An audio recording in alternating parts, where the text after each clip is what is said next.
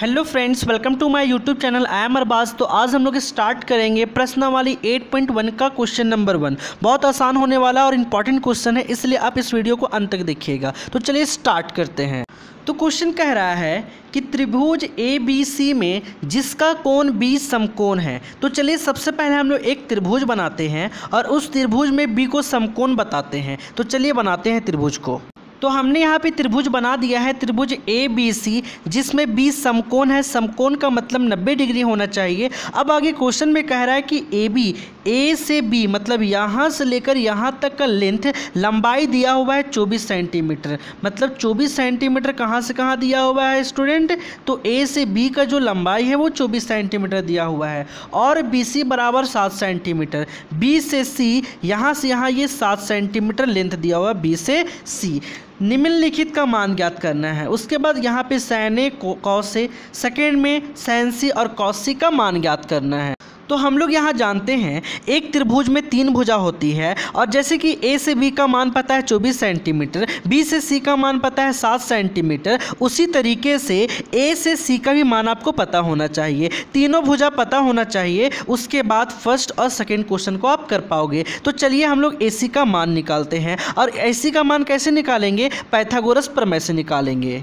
तो हमने यहाँ पे लिखा है, क्वेश्चन में ये दिया हुआ है कि AB बराबर 24 सेंटीमीटर और BC बराबर 7 सेंटीमीटर। तो AC का सबसे पहले मान निकालना होगा, तो आगे सॉल्व कर पाएंगे। तो AC का मान निकालने के लिए हम लोग पाइथागोरस प्रमेय, ये हम लोग इंट्रोडक्शन पार्ट में देखे हैं। आप जा करके प्लेलिस्ट में या वीडियो लिस्ट में आप मेरे देख सकते हैं। इंट्रोडक्शन में आपको पूरा फुल्ली बताया गया कि पाइथागोरस प्रमेय क्या है। तो पाइथागोरस प्रमेय कहता है कि कर्ण स्क्वायर बराबर लंब स्क्वायर जोड़ आधार स्क्वायर। तो आपको मालूम है कि ये भुजा सबसे बड़ी भुजा कर्ण है और ये आपका A से B लंब है और B से C आधार है। तो कर्ण को हम लोग लिख सकते हैं AB का स्क्वायर।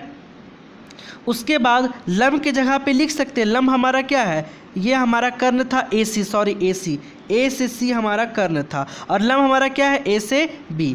तो ये AB हमारा लंब हो गया, यहाँ स्क्वायर इसलिए यहाँ पे स्क्वायर। आधार के जगह पे लिख सकते हैं BC का स्क्वायर, तो B से C का स्क्वायर। तो हमने सब कुछ लिख दिया। बस यहाँ पे AC का मान नहीं पता तो AC स्क्वायर वैसे ही हो जाएगा। उसके बाद AB का मान पता है कितना? 24 का स्क्वायर है ना, प्लस BC के जगह पे बैठा देंगे 7 और यहाँ पे स्क्वायर था इसलिए स्क्वायर हो जाएगा।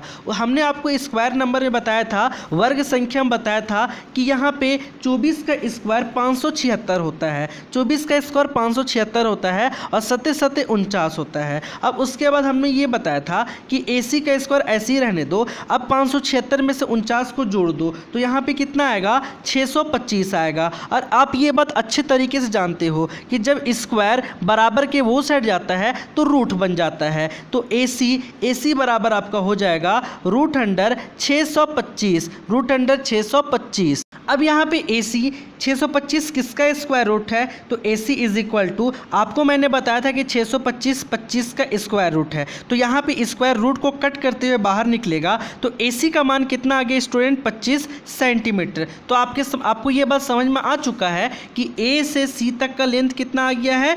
25 सेंटीमीटर। अब हमारा AB भी पता है, BC भी पता है तो और AC भी पता है। तो आगे हम लोग जो क्वेश्चन में कह रहा था कि sin A और cos A, sin C और cos C का मान निकालना है। तो चलिए इसको भी निकालते हैं। आपको मैंने एक बात बताया था, क्या बताया था? जैसे कि यहाँ पे sin A और cos A है तो यहाँ पे A का मतलब थीटा, थीटा कहाँ पे है? तो थीटा हमारा A के पास है। और आपको बताए थे कि थीटा के सामने वाला हमेशा क्या होता है बच्चा?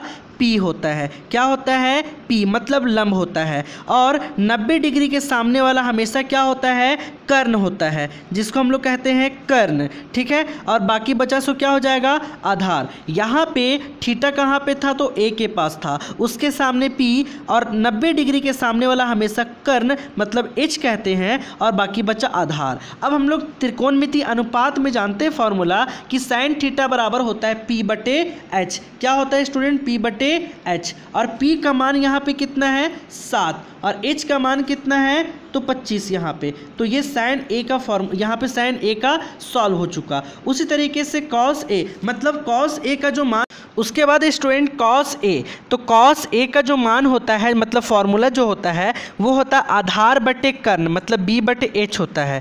तो थीटा तो वहीं पे है, तो p इसके सामने वाला 7 सेंटीमीटर हो गया और b कितना है, बेस आधार कितना है, तो आधार है 24 सेंटीमीटर और कर्ण कितना है तो 25 सेंटीमीटर। तो ये आपका हो चुका फर्स्ट पार्ट। फर्स्ट में मतलब पहला में ही 2 क्वेश्चन था, समझ सकते हो, है ना। अब चलिए सेकेंड पार्ट को हम लोग करते हैं। अब सेकेंड पार्ट है इसका साइन सी कॉस सी। सबसे पहले थीटा कहाँ पे है, सबसे पहले ये समझना है। तो ये ट्रायंगल हमने बना लिया है और जहाँ पे जो वैल्यू था, जहाँ पे जो मान था 24 सेंटीमीटर 25 सेंटीमीटर 7 सेंटीमीटर, उस मान को रख लिया है। अब यहाँ पे थीटा बच्चा सी के पास है, तो यहाँ सी के पास थीटा बना दो। थीटा का मतलब कुछ नहीं, आपको बतलाए थे कौन होता है, इंट्रोडक्शन पार्ट में हमने अच्छे से समझाया है। और थीटा के जस्ट सामने वाला जो होता है वो पी होता है। और आपको पता है 90 डिग्री के सामने वाला हमेशा क्या होता है, तो कर्ण होता है, एच होता है। बाकी बचा क्या है आपका बी। अब साइन सी, आपको साइन थीटा का फॉर्मूला त्रिकोणमितीय अनुपात में बताए थे कि पी बटे एच होता है,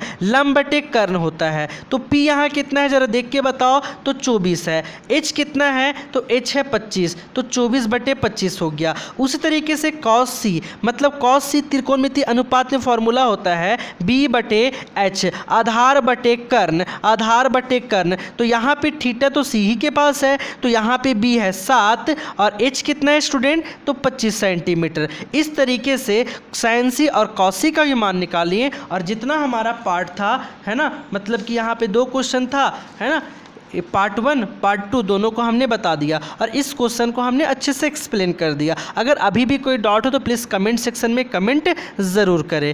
थैंक यू।